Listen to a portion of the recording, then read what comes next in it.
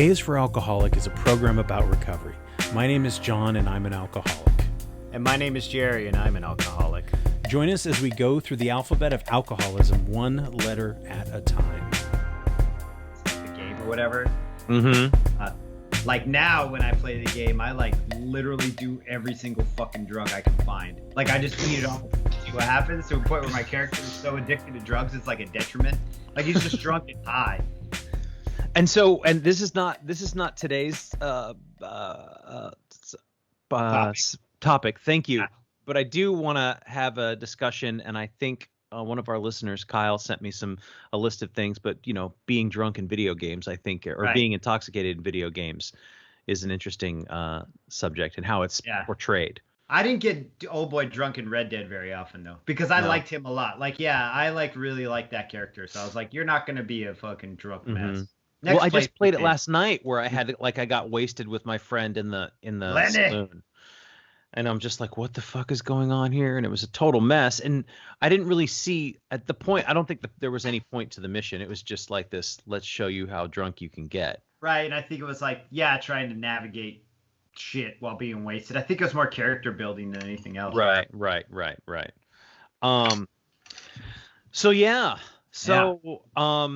I would like to inform everybody out there that the skies are clear.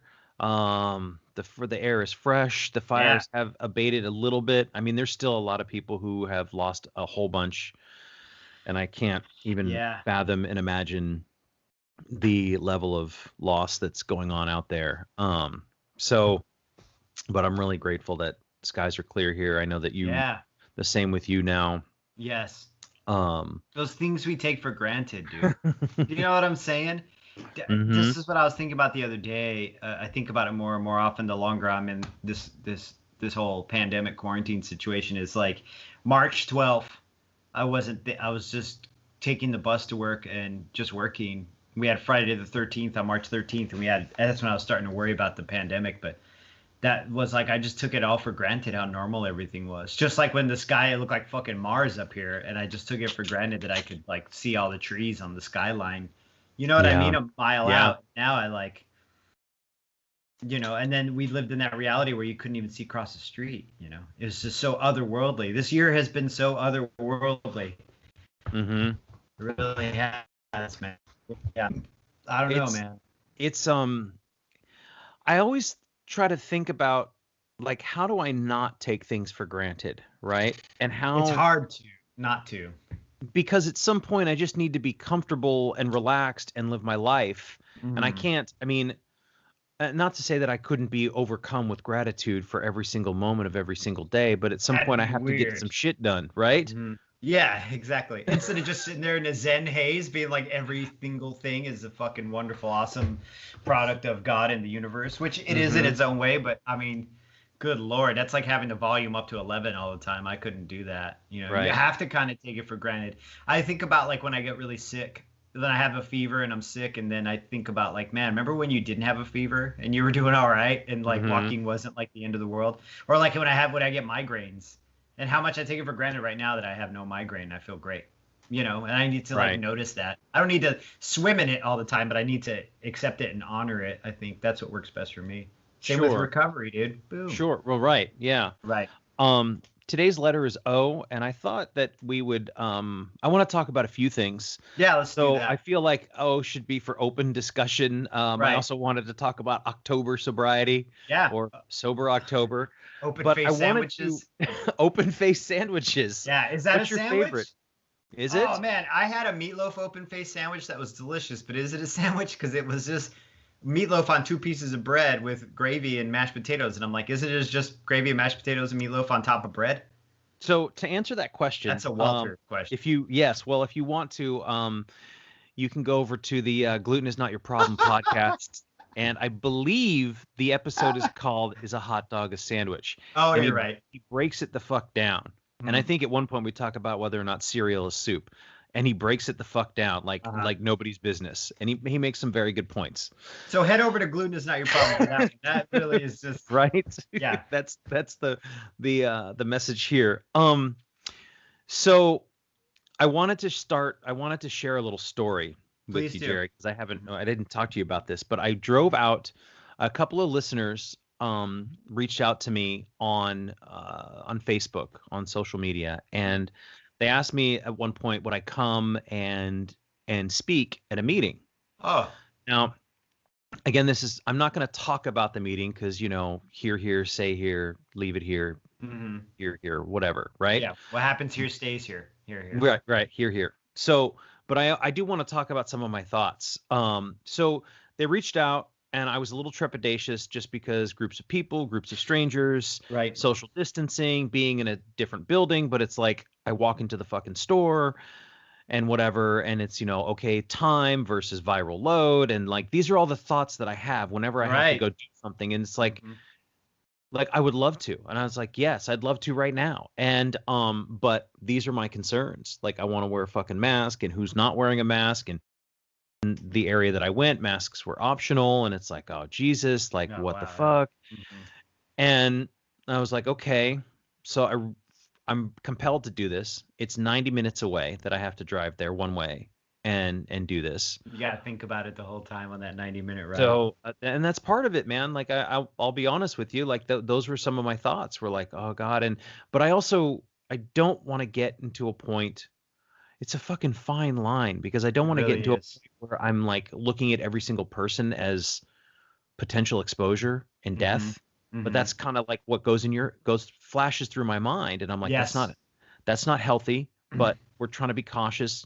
Fear is important because fear keeps me from running into a busy traffic. Right. Yeah.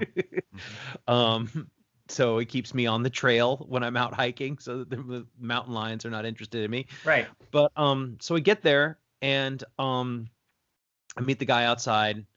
And he goes to shake my hand. And I'm like, hey, man, elbow bump, cool. Like, no. And everyone's super cool and everyone understood. And I have my mask on for most of the time.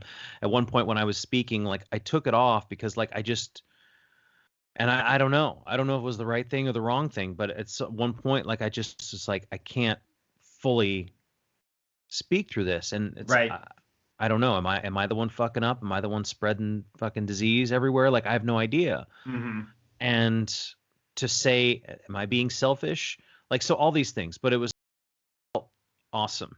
And, it was so needed and so necessary. And so, I mean, I would only urge that people be as absolutely cautious as possible. And, I don't know what else to say, but I am like, there was a sense of relief from being around complete strangers who were like looking for the same thing I was, and to be able to help share it.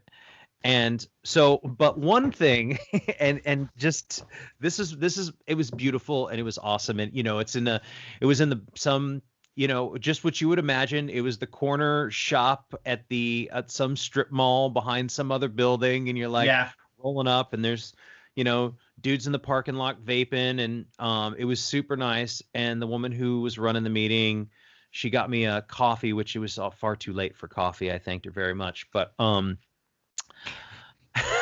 did. It was like a white chocolate coconut milk mocha. And I was like, oh my God. But awesome. You're also in that position where you have sleep issues. I get it. I just chuckle because this is the age we're at. I mean, I know I'm heading down a different tangent here. Yes. But like, I'm like, at 6:30, I'm like, I shouldn't have a Diet Coke. I shouldn't even have an iced tea right now. But anyway, go ahead. Right. So these two people who listen to the podcast and I'm thinking to myself in my head, like I've got these conflicting ideas about, I have this podcast. We talk about recovery. We talk about sobriety. We sometimes talk about the program. And we've always had issues with like whether or not, and are we being true to the program by talking about it and so on and so forth. And I have a podcast and I'm like, is that going to come up from somebody? And then if somebody asks me about it, is somebody going to be angry at me? Is somebody going to be interested? Right? Like, oh, well, what would I say? I don't want to be there. I'm not here to promote my show. Like I really didn't want that to be the case, but what am I going to say if somebody wants to know like, hey, and you want to know the truth, Jerry? Nobody gave a shit. You weren't selling pre-signed autographed pictures, glossy 8x10 of you with your mic, like nobody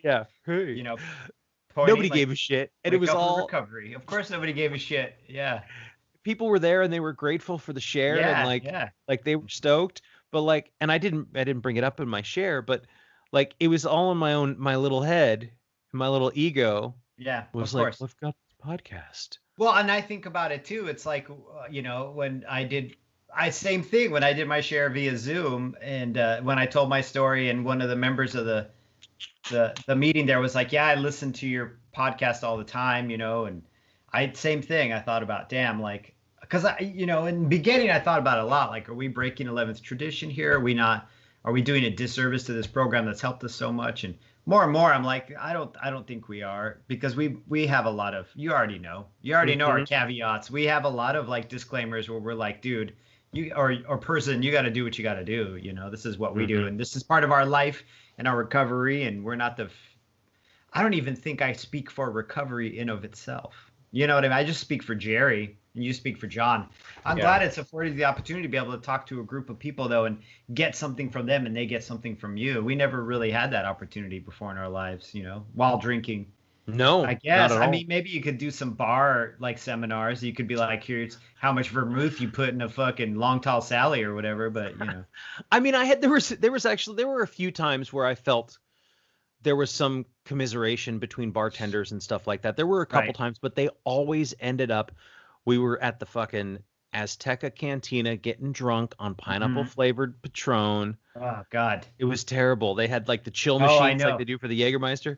No, I drank that pineapple fucking tequila with you, Cuervo. Remember, we got so drunk logs, whatever. We got so drunk that one night in Seattle that we went to that Mexican restaurant on Ballard Ave, and we were so drunk the fucking cook staff came out because we were so loud. Wow, they came out to watch all these fucking drunk ass fucking gringos like drinking pineapple tequila. We were so loud. The Mexicanos came out and they were like, "What's going on? What are those fucking ding dongs up to?" You were there, yes, I remember now. We were. I think we were there with Eric and Will. Yes. Yeah. Okay. So anyway, so what we get from that is not the same as what we get from this, because you can't commiserate and be partners in arms and do you know what I mean? Like commiserate in that way. But what lasting lesson do you take from that? Like, where do you apply that to your life other than like, this job is hard, it's service industry, we're here to get loaded, maybe I'll hook up with a server, I don't know. Right. You know what I'm saying? Like, and none of that is.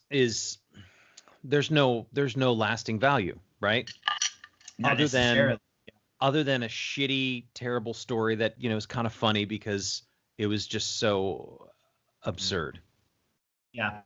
But it really was. It was like a genuine joy and relief. And I came home and I drove the 90 minutes after, and they invited me out to, to have food and whatnot. And I was like, I got to get home because, it's going to be, well, because it was going to be like 90 minutes, 10:30 or something. And before I got home, and 10:30, it's getting late, Jerry. It's time for your bedtime. Well, especially with you, like with your sleep issues, I understand having a regimen as far as going to bed and wanting to like get on top of that so you don't fucking go off and aberrate. Is that the right word? Have an aberration from your routine or your schedule. Right. Especially with sleep. Sleep issues are the worst, man. Sleep issues are the worst. I get them too. And I'm like, fuck. So I'm glad you got something out of it. You probably slept good that night. Unloaded it all. Unloaded your load and slept like a baby. Exactly.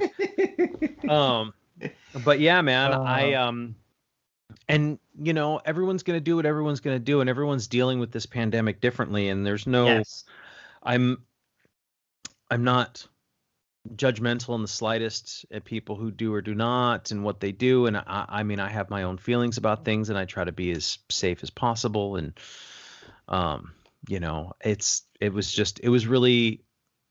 it was extraordinarily valuable to be there.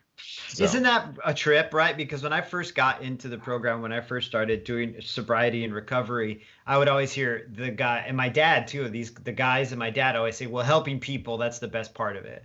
Or being able to be of service to people, that's the best part. I've even heard you say being able to be of service.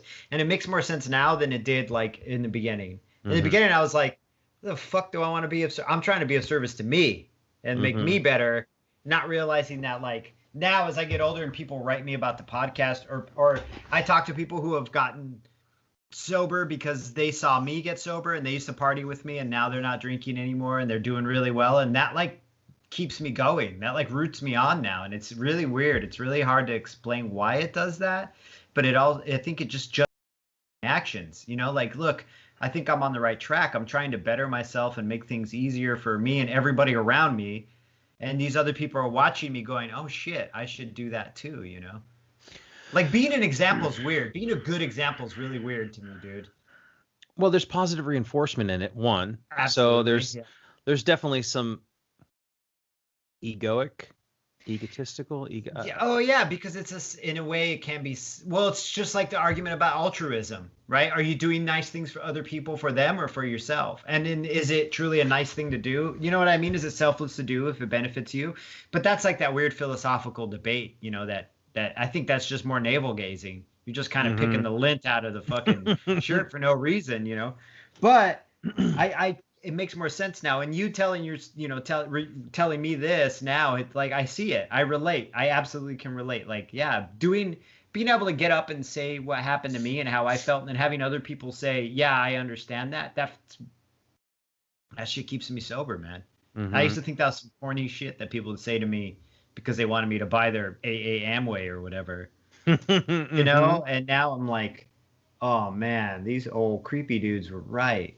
Right. Yeah, there was one woman in particular that I, as I'm trying to like, and to a certain extent, there's a certain performative aspect of it because I'm trying to share with everybody, and you're standing in front of everyone, and I don't want to be sort of like just looking down and telling my story, and I want it to be engaging. I also want to hit all the points, and there was like a dozen points that I forgot, and there's no time because you'd be surprised when you get up there and start talking about your alcoholism, 15, 20 minutes goes by really fast. I didn't realize it would until it did. Yeah. Yeah. But there was one woman in particular who she kept making eye contact with me, or I come across her as I'm scanning the room, and she's like, yeah. And I was like, right. So she's just like the eyes would like open up. I've been to the Azteca too. I've been to the Azteca. That tequila is disgusting. So, it was really powerful. I tried to, again, check my fucking ego at the door and just go do your job. You know what I mean? That's my job in the program is my job, and that's it. And so that's what I carry the message, right? Or to carry at least your message, whatever the message is. Carry. I don't even know if it's the message, right? They say the message, but I think it's more like I carry my story because the message means that I'm like a missionary, and I'm not a missionary for AA. I'm a missionary for Jerry. And what Jerry's done, but even I'm not even that. Like I'm not trying to convert. That's why the carry the message thing out me always trips me out, because I'm not trying to convert anybody necessarily. If they want to be converted, come talk to me and I'll tell you how it's working for me. But it's not. You know what I'm saying? Like And that's built in. If you want what we have, find someone who has what who has what you want. And go talk to them and say, hey, how did you get that? Because I want that too. Right. And I think that that's the important thing, because it was never, I never said, oh, here's a book that I can live my life by. It was, oh, here are some people who have picked up this book and found other people and have found a way to live that is positive and helpful to them, which is inspiring to me because that's what I want. And so I went and talked to that guy, and I was like, hey, you seem like you got it together. And he's like, well, no, not really, but I can help you. Right. Right. It's weird, man, when we talk about the performative aspect of it too, and AA and meeting up in the groups and the rooms and stuff. And even this podcast, I was talking to my wife about this the other night, and how like I always have struggled with the feeling of not being very genuine in my recovery life with other people socially, right? Because I never really, even in my old home group, never really pierced that veil entirely where I'm like, this is who I am as a person. I've always had that social guard up where I'm like, well, don't say that wild Jerry shit you think. Like, don't be tattoo shop Jerry here. You have to be recovery Jerry. Even on this podcast, I have to be careful about what I say sometimes because there's a bunch of people listening, and I don't want to hurt anybody's feelings or unintentionally say something that I think is funny that makes someone else feel bad, Right. So I always have to really be measured. And I always felt like I was being not genuine to myself. But at the same point, I also realized that me having to be cautious. Not cautious isn't the right word, but I'm trying to think of the word for it. But do you know what I mean? Go ahead. The thing that I think the word you're looking for is thoughtful. And I Yeah. don't think there's anything wrong with that. I think that's important. I think that, people like to say things like, well, I don't really like that guy, but he says it how it is. And I'm Right. like, that's not really a virtue in my book. Not being thoughtful and just saying whatever, right? Like, It's he mean. tells it how it is. And I'm like, well, shouldn't being a little more thoughtful with your words be important? Shouldn't that Shouldn't be a that be how value? it is? Yeah. Yeah. So that's Right. what when you say that, when you say cautious, I think thoughtful. And I don't, because also Intentional. That's the word I was looking for. intentional, yeah, so I think that I think those things are important, man, and I'm glad that you are. I mean, I know that. Listen, I was thinking about the podcast, and I take care of the production aspect of it and stuff like that, and I was thinking about, like, I don't know why, metaphors for it, and you come in and maybe you crack some jokes, and maybe the jokes are a little dark and a little heavy, and sometimes color. they, like, I provide color commentary. Thank you. well, see, if I'm the glue, Jerry, then you're the glitter. That's Oh shit! I'm the sequence. Yeah. Go ahead. I didn't mean to interrupt you. But that's the extent of my metaphor, is that if I'm the glue, you're the glitter. You're absolutely the glue to this podcast, Joe. Like, you are way more motivated and you are way more forward thinking than me. Like, if it were up to me, it'd just be us shooting the shit all the time with no subject, just kind of not even editing, just it'd be all butt and dick jokes all day, We're gonna save that for the Twitch stream, I promise. That's for the Twitch stream, yeah. But But being thoughtful, you were talking about being because thoughtful. I feel like sometimes I'm not being as genuine, but I'm not being ingenuine. I'm not being insincere. Like, this is actually me at my most sincere, but also I have to be guarded and a little intentional in my wording, even at the AA, even at the meetings, because I'm like, I just don't. But it's also social awkwardness, man. It's like being thinking way too much about things I shouldn't even be thinking about. It's like when you went and did your share and you were like, man, I don't know if I can do this for this long. And then it all just spills out of you and you feel good and someone gets something out of it. And then when I do it, I'm thinking like, man, I tried to be funny and nobody laughed at that part. But that's not the important part, is the shit that people laugh at. It is, but it isn't, I don't know. There was something, I think I cracked one joke in there, or something that has gotten a laugh before, and it was completely silent. Crickets, tumbleweed goes by. You're like, oh yeah. And I paused for a second, like waiting, and nobody laughed. And I was like, just keep moving, John, because that's not what it's about. People are not fucking here to get your fucking, you know what I mean? This ain't that kind of room. They're not here for the fucking, drive time laugh track or whatever they used to play on the radio, 5 o'clock. Oh yeah. Oh, Stanky Johnny and Jerry Fishhook. Yeah. So that's it's not what's important. And so, but I was very thoughtful and like, okay, well, I need to be intentional. I don't want to spend too much time on the drunkalog, but it needs to be, I need to explain that I'm where I'm supposed to be. Right. Before I just start spilling into. Tell them how bad it got. You know what I mean? For you to get here. Yeah. Right. So I think it's important to be thoughtful, and you can still be genuine. You don't have to be gross the entire conversation, or you don't have to, you know what I mean? It doesn't have to be, I mean, that goes for me too. I know what you mean. Yeah. But so I mean, I get where you're coming from about wanting to be genuine, because sometimes when we talk, I forget that we're recording, but I mean, I have headphones on and there's a microphone in front of me. Right. And I mean, I know.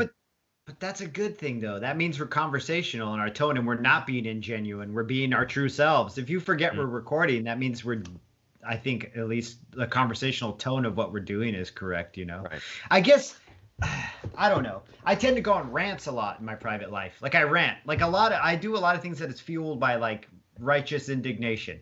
Do you know what I mean? But it's not an overwhelming one where I'm like, it's ruining my life. I just tend to, especially politically, like my poor wife just sits there and I just rant and then realize I'm doing it and I have to cut that stream off, and that's not something I want to do here. That's not appropriate for here.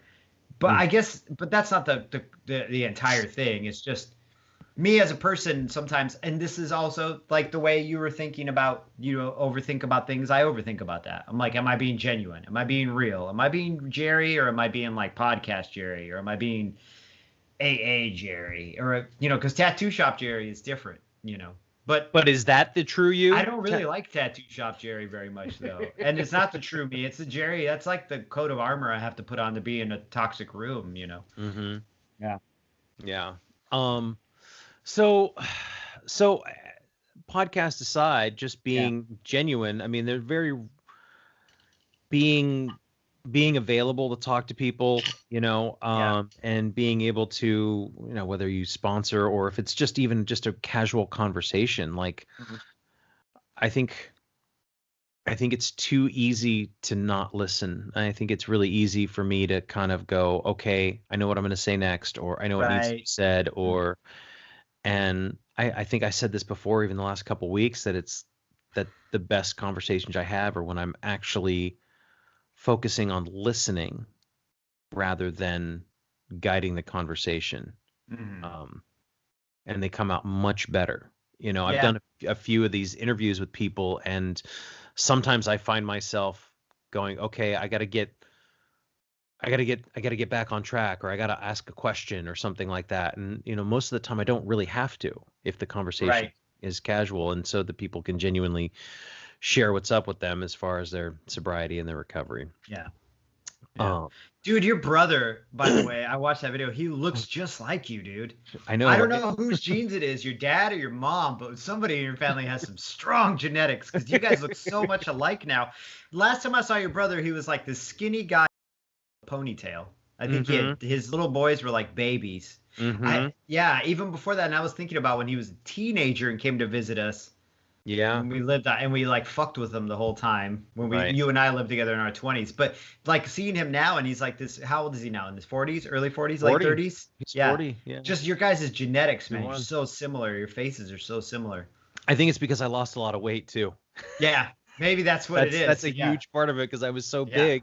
My face was so round, and he was always taller and skinnier.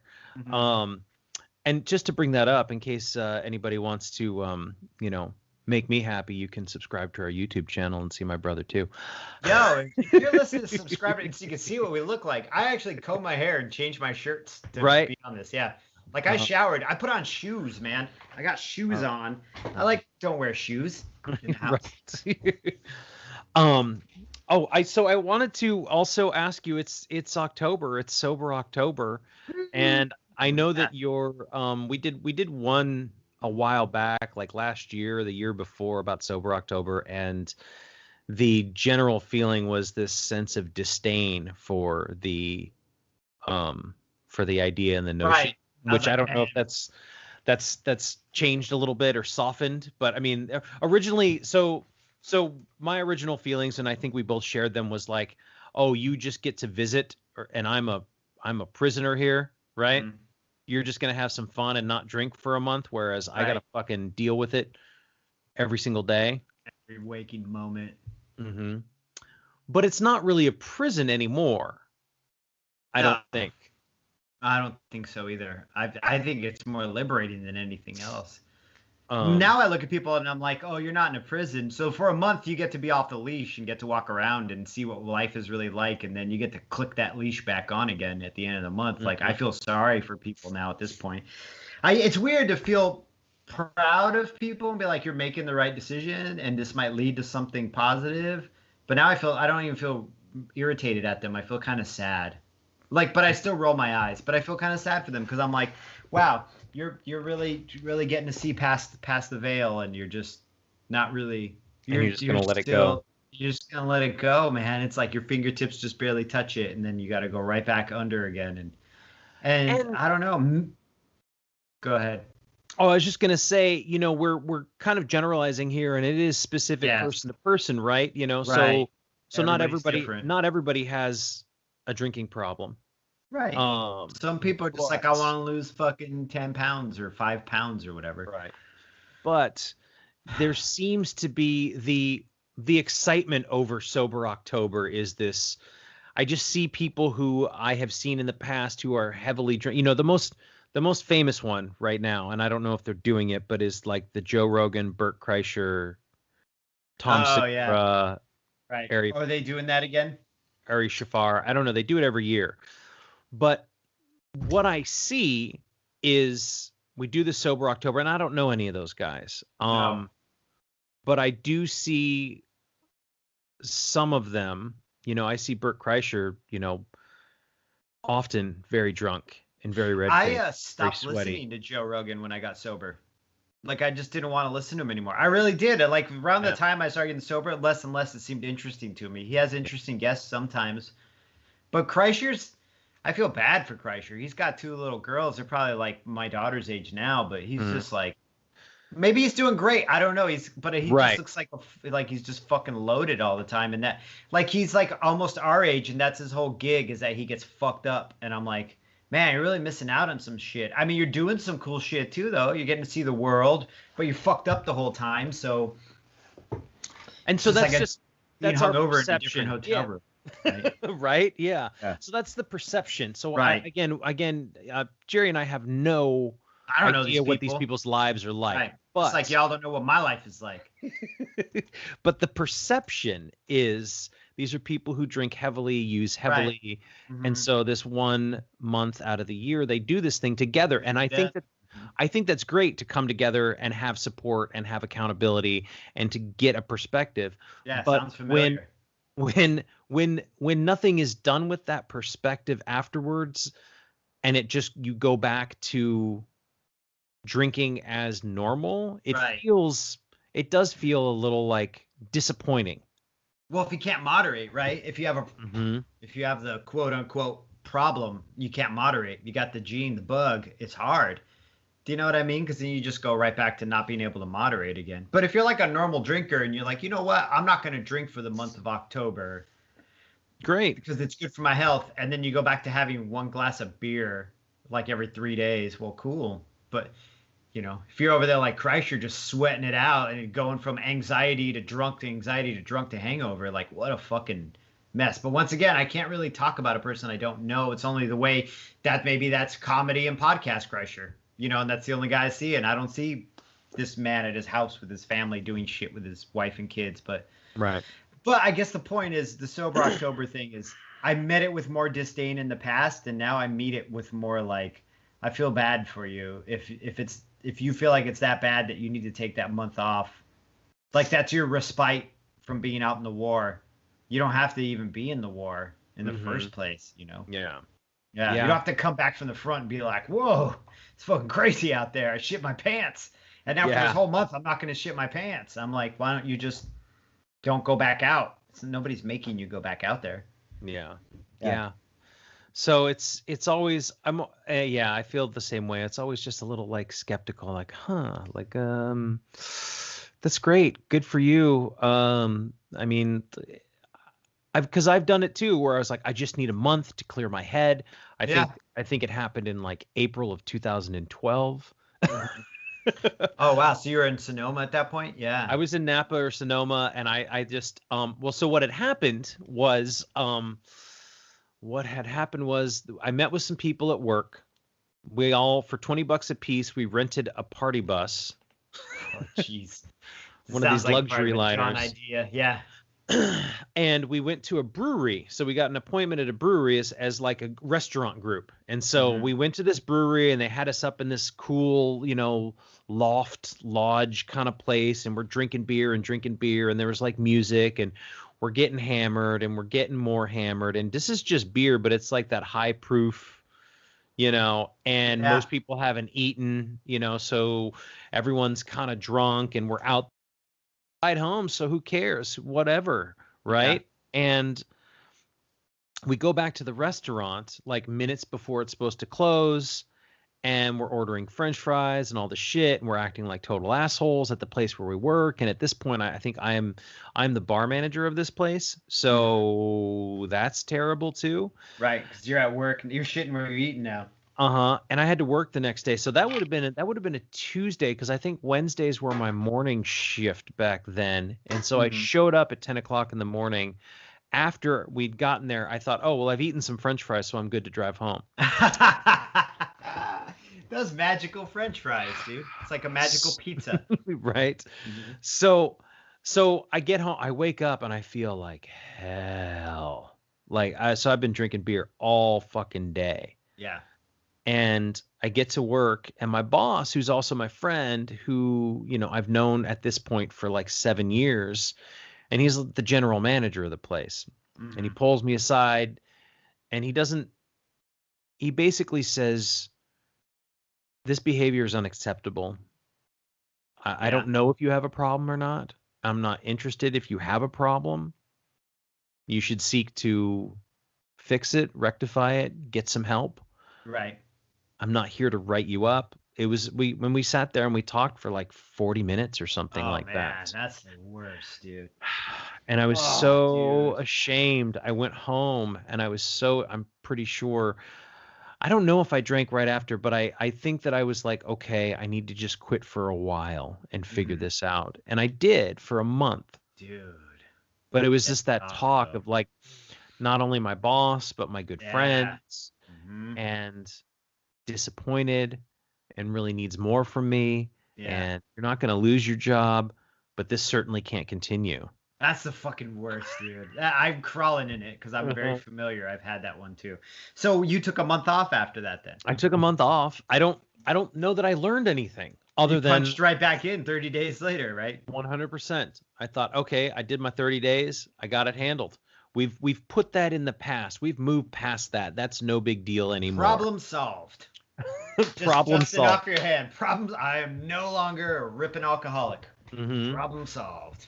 And I went right back to it. So I think that the first 30 days of sobriety requires a lot of maintenance and getting it all out, especially with being an alcoholic, let alone a problem drinker, let alone a moderate drinker, let alone whatever your issue is. But I didn't do any work. I just didn't drink. I probably still ate like shit. I probably still slept late. I probably was just miserable. Yeah, just probably smoking and watching, listening to records and smoking, and probably maybe watching old Simpsons and being like, can't drink because I fucking almost got fired. Because in your mind, you're probably like, I know he probably wouldn't fire me, but I almost got fired. Yeah. Yeah. So it was those external consequences that led me to that month, but no real exploration on anything bigger or deeper. You just hit pause. Yeah. Yeah, you didn't eject the tape. You didn't eject the game, the DVD, whatever it is. Right? Eject the tape. Yeah. You didn't take it back to the Blockbuster. Yeah.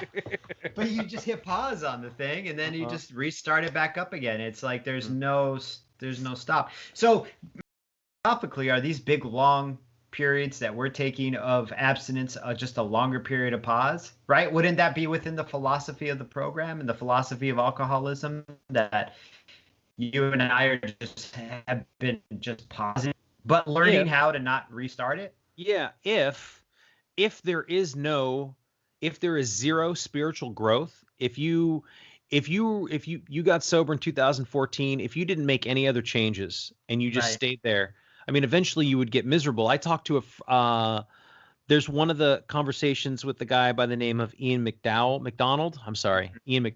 And Ian tells a story about how he got sober, and for 5 years he did it without a program. And he's like, I did it and I can do it, but I hated every single day of it. Yeah. And it wasn't until he got into the program that life opened up. Right? It wasn't until there was progress, until there was some spiritual change, that life opened up. But he did it to prove it to who? I don't know.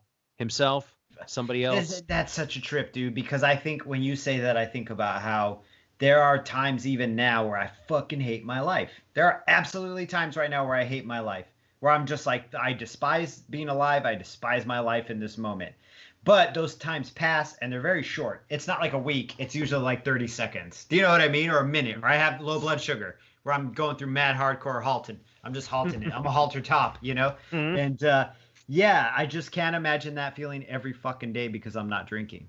You know what I mean? And I really can't stress enough that I don't walk around like this gratitude monster, because I just don't think being a gratitude machine is, in my eyes, unrealistic. Maybe some people feel that way, but I personally am like, can't just be grateful for everything 24 hours a day. It's too hard. It's just too hard. It's like holding a pee way too long. Can't do it. I'm a negative person in some ways.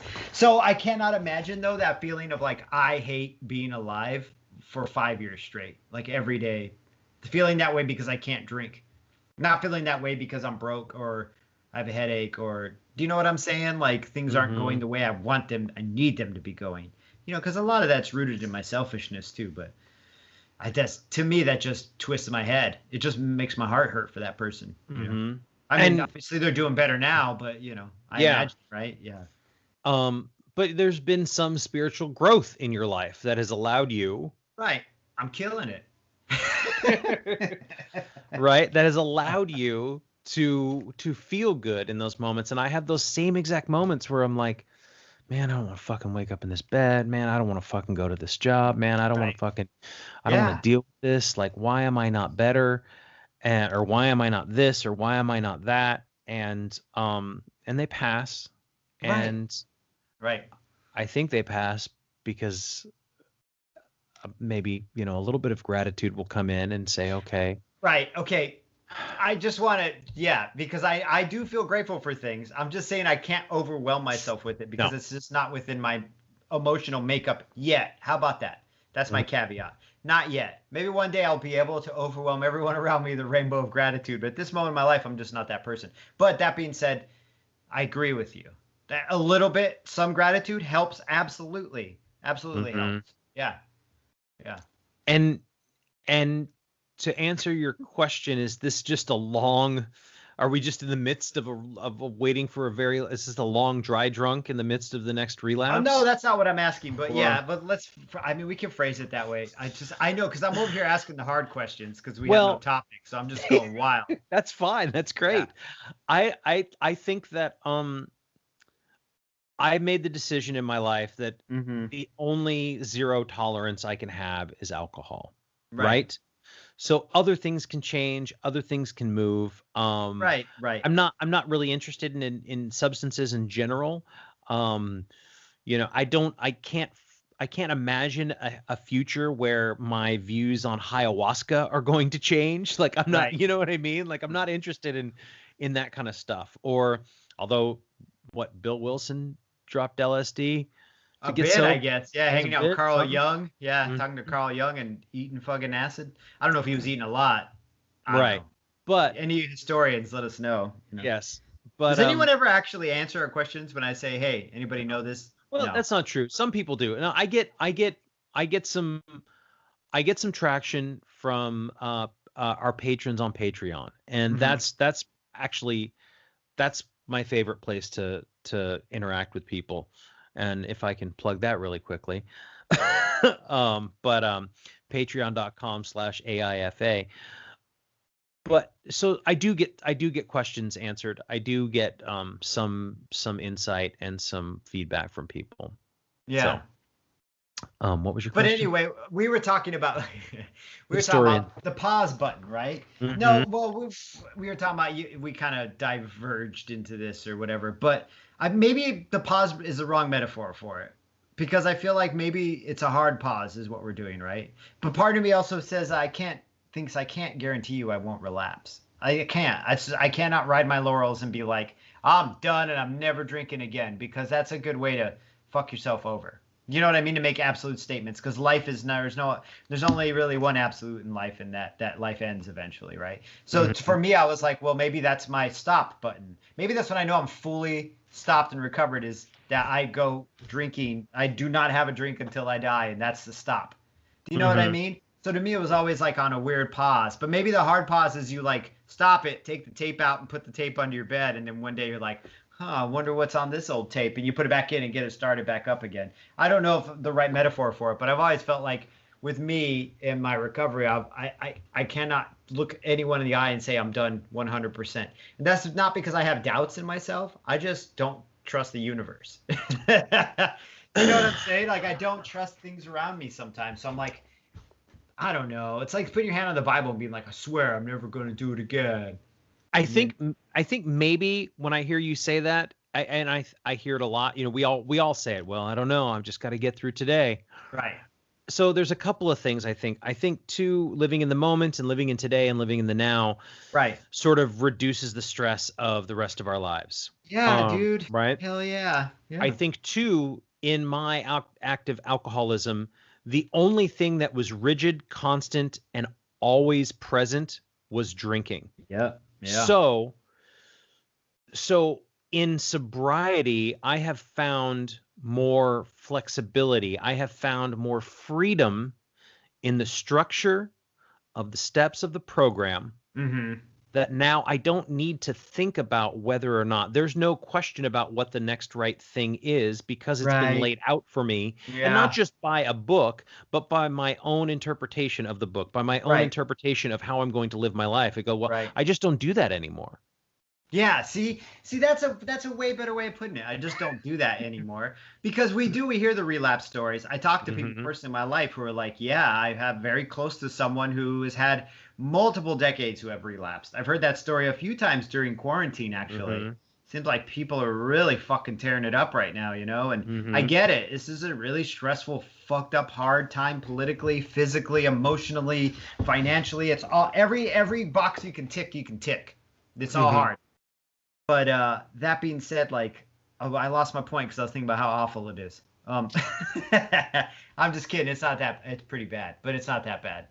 But it's pretty. No, well, I was just saying is that there's this structure Oh, that my fucking allows us the point. freedom. Yeah. Mm-hmm. Um, and that's the thing that for me goes, I just don't do that anymore. Right. Okay. And that's what I was saying was my recovery isn't guaranteed, but I can guarantee that I don't do that anymore. Do Absolutely. you, And that's a great way of looking at it. You know. but could you guarantee you're not going to drink today?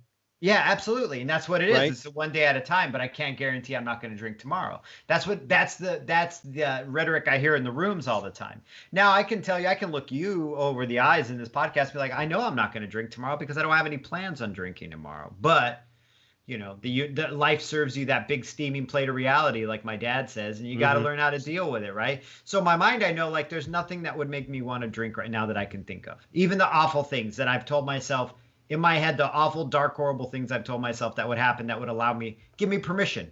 I remember sitting in the car one night or one day with another alcoholic, and we were going somewhere, and they looked at me and said, "You ever wish for something really bad to happen so you can have a drink?" Like just way back in your head, like way, way back there. And I'm like, yeah, all the fucking time. And it was so liberating to hear someone else say that because I thought I was a crazy person. Like I really thought I was a fucked up person to think, wow, if something, maybe not wish for something bad to happen, but just go, wow, if that bad thing happens, that means I'm allowed to have, like if I lose my wife or something, I'm allowed to drink again. Or if I go through this horrible emotional trauma, I'm allowed to drink again. Right? Because you allow yourself allowances. But I know Hmm. that I wouldn't. I know that I wouldn't want to.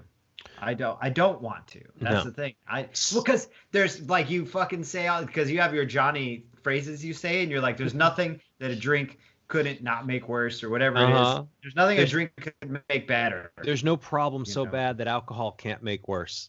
Yes, exactly. And so I know that too. That should just be that should just be the credo, right? That's a constant reality. Alcohol's not going to make whatever tragic fucking imaginary thing happen better. Just makes me forget temporarily. So let's talk about a couple of the I want to talk about a couple of the words that you just used in there. So you talk about, do you ever wish for something so bad to happen that you could drink? Mm-hmm. And we're looking for allowances Right. because and so when we describe it that way, when I hear you describe it that way, I think, okay, I am not allowed to drink. Well, Right. who is stopping me? Who is denying me alcohol? Right. So I am. I Mm-hmm. am, but when I look at it as punishment and reward, Mm-hmm. then that sets up a system where I can fail and then I can reward myself, right? Right. Because in that context, the alcohol is the reward. Something so bad happens, then I deserve it. I am rewarded with Or you a need to drink. numb yourself with it. Need to numb It could myself. also be a curative in a sense, like Curative. a sense of an emotional curative more than an award. But go ahead. I like your train of thought. Let's keep So rolling. so what if, and what do we say instead of I don't have to drink anymore, because that was the prison. Alcohol was the prison, not the cure, not the reward, Right. not the No. benefit, not Oh the yeah, absolutely. not the thing. So Mhm. when the tragedy hits, and there are things that are going to happen in my life that I can't foresee that are going to be awful. There are inevitabilities, dude. There are things that I do know are going to happen that are going to be awful. And you and I don't need to say them out loud because we all know that these things, people are going right. to our lives. We don't need to get too dark. It's already a little dark. Right. Right. So why not play that ahead and go, okay, how would I deal with that? And would alcohol help me? Because alcohol is not going to help me deal with it. Alcohol is simply going to help me not feel. Exactly. And so when I talk to people like I did, at this meeting, and they talk about, oh my God, I love the program so much and it's given me so much. And that doesn't go away if you have a relapse. No, it doesn't. Right? It's still there. Like, hey man, we don't, it's like this, one of the old timers used to say to me, he's like, we don't care that you left. We're just glad that you're back. Yeah. You don't need to tell us why you drank. We know. Yeah. And to go into we did our movie review last week of the Clean and Sober. Clean and Sober. What is it? Alcoholic cocaína? The one you said, it was that's something so in Spanish. Funny. So alcoholic cocaína. Go ahead. Basically, sorry, that was so damn funny though. It was a Spanish title. What was it? Movie poster. But I just love Emmett Walsh in the booth, and he just says, and he looks matter of factly with absolutely no judgment, and he says, alcoholics are compulsive. Yeah. Keeps eating fucking ice cream sundae. Isn't it funny how this movie? Yeah, I got a lot out of that movie, even though I didn't want to watch it, and then I watched it. I was like, oh right, yeah. So I think what you're saying is, well, no, I know what you're saying. I know what you're saying. What am I saying? I don't know, man. I don't know, man. Alcohol's not the reward. Alcohol is this fucking poison, and I don't want to like be too damnation and judgmental. You get all Susan B. Anthony on me, fucking suffragette over here, breaking over casks. With an breaking axe. open casks a week. Yeah. But that's how I look at it. For me, it's a poison, and my brain is compelled. My brain is compelled to coffee and to ice cream and to sugar and running and porn and buying stuff, retail therapy. I've had to like stop that shit, you know, and like still too, me man. Too. Right. So all of those things. Dumb shit too, like shoelaces. One of those things. So I am compelled. I am compulsive. I am fucking ready to attach to anything that will make me feel good. The reward system. The reward, right? Yeah. That's ready to rub that reward system. Yeah. That's just normal. And just finding things that are healthy that I can push myself into. That's the important thing for me. Right. And the running thing is a healthy thing. Yes. It's compulsive, but it's compulsive with both of us. Being active. It's great. Isn't that funny? You and I are sitting here being like, being active is compulsive now. Whereas being active was not even on the fucking menu back in the day. Yeah. We would scoff I've been on hikes with you. 2007, on a hike with you in 2007. Was it? Where did we go? I don't know. I don't know exactly, but I know we've been walking through the woods, fucked up, sweating, smoking cigarettes, and complaining.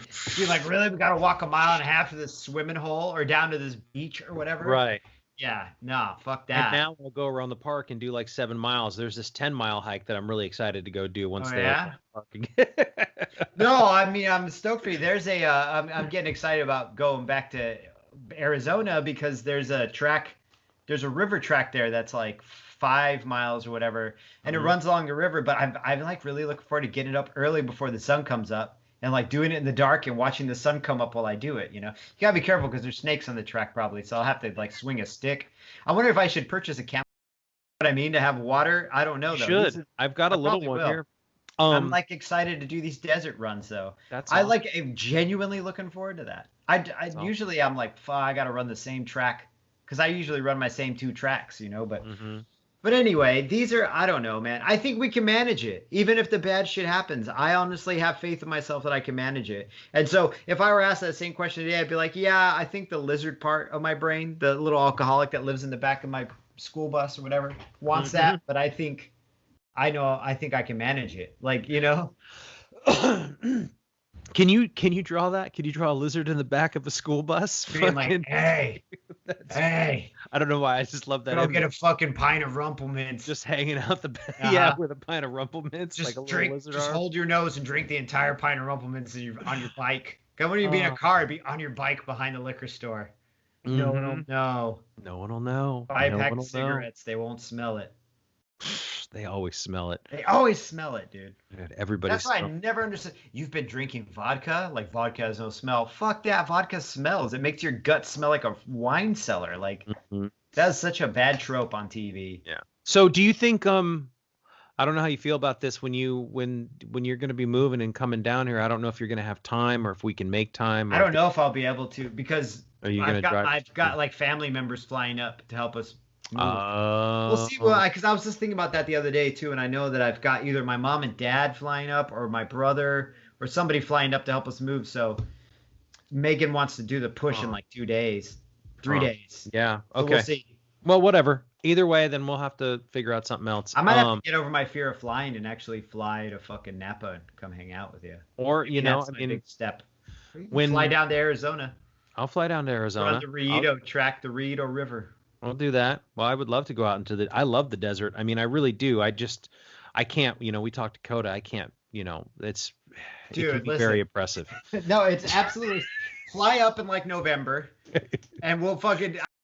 Both of us, like, we'll do some hiking. We'll hike Tumacock Hill, and we'll do it with little camelbacks, like me and you. Yeah, I have two. I have three. I have three. I have one big one and two small ones. And Megan will be like, "Can I come?" We'll be like, "No, this is just an alcoholic thing. Me and the boys gonna go get some Buffalo Wild Wings and hike Tumacock." Right. Yeah. I think get Sonoran hot dogs.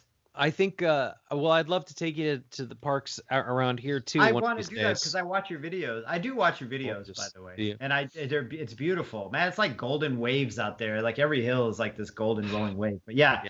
I don't. Yeah, we'll see. We'll figure it out.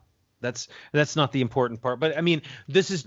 I think the point of all this is the genuine excitement to be out and be active and be around. Be a part of something and friends, yeah. I was just listening to and editing a video for I did an interview with a guy by the name of Chris Marshall, and he runs Sands Bar, which is an alcohol-free bar in Austin. Yeah. And so before COVID hit, he was traveling around the country and opening up, like doing pop-ups and having people in there. And one of the things that struck me last night while I was editing the video on, A's for Alcoholic at youtube.com/whatever, was that he had a counselor who said, "Hey, Chris, do you feel a part of life? Do you feel a part of?" And it really struck me as like, that's the connection I think that we're all looking for as alcoholics. Is to be a part of life, to feel connected to life. And so often in our darkest, drinkiest, shittiest moments, we feel so disconnected from life. Not just a connection with people, not just Rat City, connection versus addiction. I know what you mean, yeah. But a part of life. And just for me, I find that shit out in the wild and in nature for sure. But also in doing this with you and helping people that I do in the program and sharing my story of shitty drinking and mediocre dragging my feet recovery to get where I'm at. Yeah. So and that's just something that occurred to me was that, do you feel a part of life? And I thought that was a really powerful question. Mm-hmm. And going, okay, well, if I don't, then what's going to help me? So I don't know. Yeah. I think it's great that we sit here and talk about hiking because I would love to. I'll go out in the desert with you. Fuck yeah. We don't even have to take ayahuasca. We just don't drink enough water and we'll hallucinate. Right? Exactly. Right. We'll just like slap a snake and then we'll both have vision quests that'll end at the hospital. Yeah. So I'm pretty sure I was playing Red Dead Redemption 2 last night, and I think a snake was on the trail because my horse got spooked, and it was like a little red dot, and it was like, will fuck your day up. It'll bite you. I just kept running. I didn't I'm not trying to shoot the snake with fuck your health up. You can though eventually, and it feels good. You pop and fuck you eastern timber rattlesnake, suck a dick, and then you shoot it or whatever. Or don't shoot it. Don't shoot it. You shoot a buffalo yet? No, I haven't seen any buffalo. I haven't. I've seen them. I haven't. I don't kill them. I feel like a monster. Yeah. Yeah. Right. I'll kill people left and right. I won't kill dogs and buffalo. I pet every dog I see too. I got ambushed by. Did you kill one of their dogs? No, but I got ambushed by some, I don't know, rustlers or whatever. And in the melee and in the haste, I tried to point my gun and I got hit and my gun went down and I shot my own horse. Oh. I was like, Bucket. His name's Bucket. I was like, Bucket, no. I gotta teach you how to do this. We'll go online. We'll do a multiplayer, just me and you together, and we'll just ride off in the woods, and I'll show you how to do stuff. And then, but what happened is I got a new horse when I respawned, and I was like, but this horse doesn't know me, doesn't like me. I don't want to have to try to. You start petting it all the time, brushing it.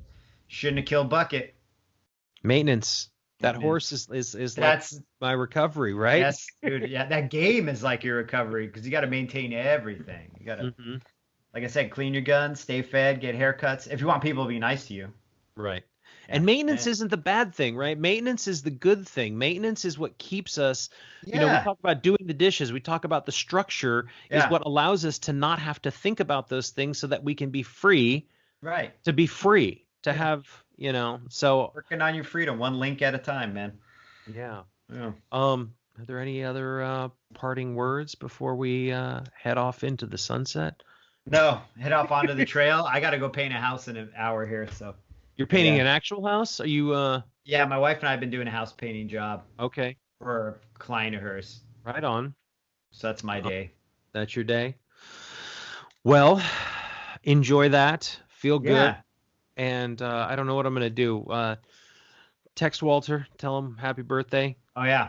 Okay. And for those of you listening, and if you know him or don't know him, I think his birthday's already passed by the time this is out, but you can text him happy birthday if you got his number. Yeah, if you follow Walter on Instagram through the podcast, he loves when people wish him a happy birthday on Facebook and on his Instagram.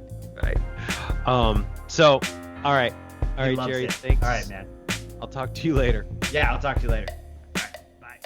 Thanks again for listening. Our music, as always, is by Neglect. You can find more of his stuff at neglect.bandcamp.com. And you can find us on all social media platforms that matter: Instagram, Facebook, and Twitter.